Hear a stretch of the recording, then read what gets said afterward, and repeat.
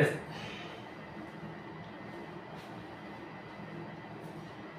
जय श्री महाकाल। पिछले वीडियो में हम लोगों ने पढ़ा था नंबर सिस्टम के बारे में। उसमें हम लोगों ने जाना था कि नंबर कैसे इन्वेंट हुए, कैसे integer number, whole number, natural number, ये नंबर कैसे बनाए गए। ठीक है, अब आज हम लोग पढ़ेंगे कि इन नंबरों को हम नंबर लाइन पे कैसे ड्रॉ करेंगे, यानी नंबरों को कैसे विजुलाइज करेंगे। ठीक है, तो नंबर लाइन क्या होता है? तो जिस भी लाइन पे हम नंबर्स को ड्रॉ करते हैं वो लाइन नंबर लाइन कहलाती है। ठीक है, तो जाहिर सी बात है, तो सबसे पहले इसके लिए क्या करना होगा? हमको एक लाइन ड्रॉ करनी होगी। ये हमने एक लाइन ड्रॉ कर दी। अब इस लाइन की आप कहेंगे सर ये क्या बनाया आपने? इसका मतलब होता है लाइन फर्दर आगे भी और बढ़ती जा रही है। हमारा व्हाइट बोर्ड उतना बड़ा नहीं है, इसलिए हमने ये एरो बना दिया कि राइट साइड में भी बढ़ रही है और लेफ्ट साइड में भी बढ़ रही है। ठीक है, अब इसमें सबसे पहले हम लोग जीरो, जो बेसिक नंबर है, सबसे कॉमन नंबर, सबसे बेसिक नंबर, वो हम इस पे ड्रॉ करेंगे। कौन सा है वो? जीरो। तो जीरो ये हमने ड्रॉ कर दिया। ठीक है, तो कहाँ पे करेंगे? आपको भैया इसको आपने बीचों बीच में क्यों किया? ठीक है, कहीं और कर देते, हम कहीं भी कर सकते हैं। जीरो को कहीं भी इस नंबर लाइन पे हम डिफाइन कर सकते हैं, लेकिन हम बीच में इसलिए कर रहे हैं क्योंकि कुछ एक सिविक सेंस मैथ के होते हैं।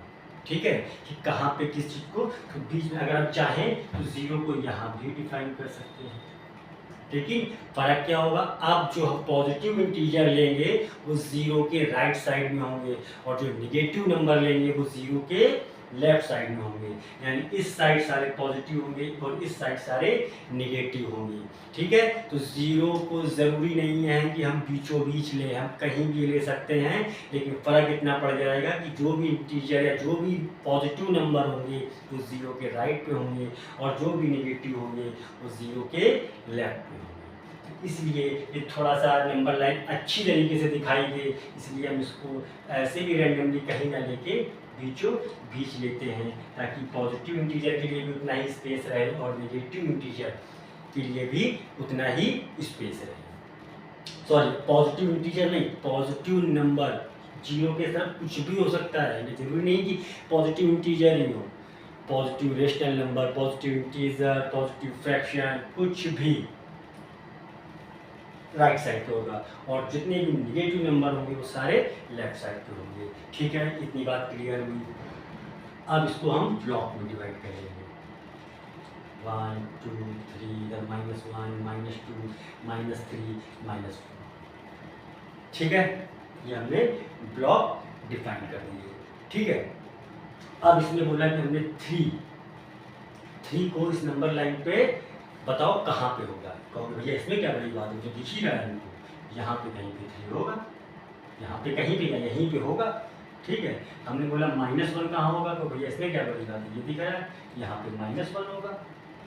ठीक है, ड्रॉ हो गया। अब आपके दिमाग में एक क्वेश्चन और आ रहा होगा कि भैया आपने ब्लॉक के साइज को इतना क्यों लिया?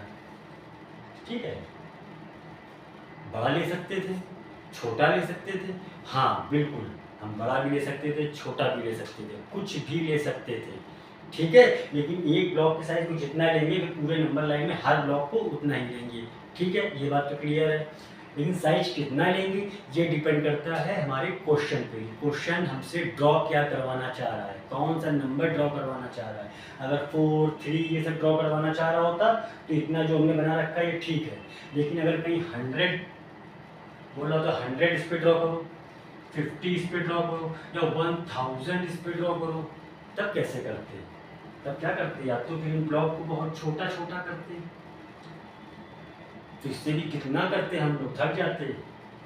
ठीक है, या फिर जो ब्लॉक के हर ब्लॉक की यूनिट को हम बढ़ाते, यानी कि हम मानते 1 block is equal to 10 unit, यानी ये होता 10, ये होता 20, ये 30, ये 40, ये 50, इधर भी इसी तरीके से। अब हम 50 इस पे आसानी से ड्रॉ कर लेंगे, ये 50 हो गया। 100 करना होता तो हर ब्लॉक को हम एक ब्लॉक को 20 यूनिट मान लेते हैं। अब ये अपने कॉमन सेंस के अकॉर्डिंग हमारी बुक का साइज क्या है, हमारे ग्राफ पेपर का साइज क्या है, या हमारे व्हाइट बोर्ड का साइज क्या है, उस हिसाब से हम ब्लॉक के साइज को डिफाइन करते हैं। अच्छा, अब आप देख रहे हो 1 ब्लॉक इक्वल टू 20 यूनिट। ये यूनिट क्या चीज़ है? यूनिट जब भी हम किसी को बताते हैं कि यहाँ से बोला किसी बंदे से कि यहाँ से तुमको फला जगह जाना है, पूछेगा कितनी दूर है, यहाँ से 5 दूर है, तो वो कहेगा 5 क्या दूर है, 5 किलोमीटर, 5 मिलीमीटर, 5 सेंटीमीटर, 5 मीटर, तो कोई ना कोई आपको यूनिट बतानी पड़ती है। लेकिन फिलहाल अभी जो हम नंबर लाइन पढ़ रहे हैं इसमें कोई भी यूनिट नहीं बताई गई है, उसमें केवल नंबर बताया गया कि 5, 2, 3 इसको ड्रॉ करो। तो यूनिट जब नहीं डिफाइन की गई है तो यूनिट को हम केवल यूनिट ही लिख देंगे। यहाँ भैया कुछ भी हो सकता है, किलोमीटर, सेंटीमीटर, ये लेकिन फिलहाल नहीं बताया गया है। ठीक है ना, इतनी बात क्लियर हुई। अब हमने इंटीजर यहाँ पे डिफाइन कर दिए, ड्रॉ कर दिए। अब बात आती है, ठीक है, इस पे हम फ्रैक्शन कैसे दिखाएं। इंटीजर की तो बात हो गई, ठीक है, यहाँ पे फ्रैक्शन कैसे दिखाएं। तो पहले सिंपल सा जैसे था इसको वैसे ही कर लेते हैं, 4, -1, -2, -3। अब आता है इस पर फ्रैक्शन कैसे दिखाना चाहिए। सबसे पहले फ्रैक्शन बताने से पहले फ्रैक्शन के बारे में पता होना चाहिए। फ्रैक्शन क्या होते हैं? फ्रैक्शन जिनको हम P/Q के फॉर्म में लिख सकें, यानी उसमें एक न्यूमरेटर हो और एक डिनोमिनेटर, और Q 0 नहीं होना चाहिए। अगर Q 0 हो गया तो पूरी की पूरी मैथ फेल हो जाएगी, क्योंकि कोई भी नंबर 0 से डिवाइड नहीं हो सकता। अगर आप कैलकुलेटर में भी डिवाइड करने की कोशिश करेंगे तो एरर बताएगा, या फिर नॉट डिफाइंड बताएगा, या अनडिफाइंड बताएगा। ठीक है ना, ये बात तो इतनी आपको क्लियर हो गई। ठीक है, तो फ्रैक्शन किसको कहते हैं। ठीक है, तो फ्रैक्शन में भी अब कई चीज़ें होती हैं। तो सबसे पहले होता है प्रॉपर फ्रैक्शन। कौन सा फ्रैक्शन? प्रॉपर। नाम से ही मालूम चल रहा होगा ये कुछ अच्छा वाला फ्रैक्शन होगा। प्रॉपर फ्रैक्शन मतलब जिसमें न्यूमरेटर डिनोमिनेटर से छोटा।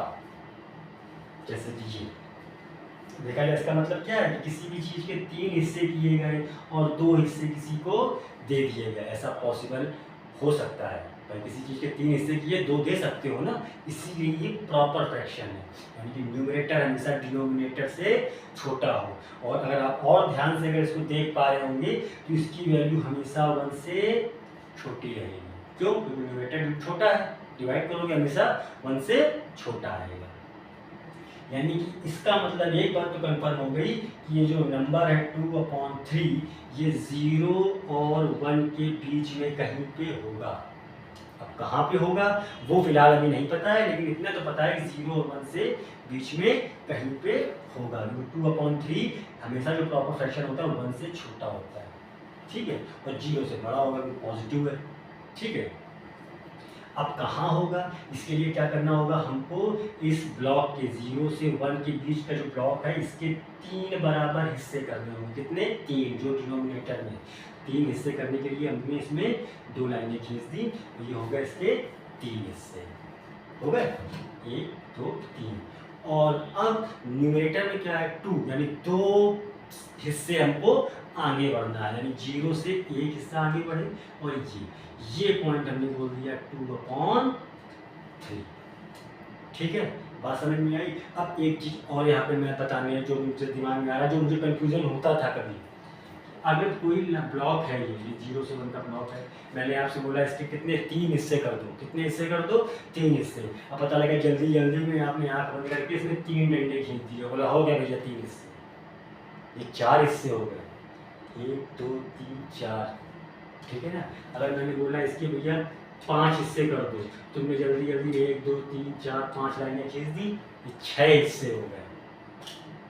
ठीक है, यानी कि हमें जितने हिस्से करने होते हैं उससे एक कम लाइन खींचनी होती है।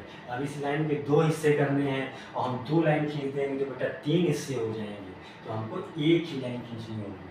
ठीक है, ये छोटा सा कंफ्यूजन रहता है, तो उसको दिमाग में बिठा लेना है कि जितने हिस्से करने उससे एक कम लाइन खींची जाती है। ठीक है ना, तो इसके हमको करने थे 3 हिस्से, तो हमने 2 लाइनें खींची, और न्यूमरेटर में 2 था, 2 स्टेप आगे बढ़ गए, यानी ये जो पॉइंट हमको मिला ये 2/3 मिला। ठीक है, ये जो बात हो गई प्रॉपर फ्रैक्शन की।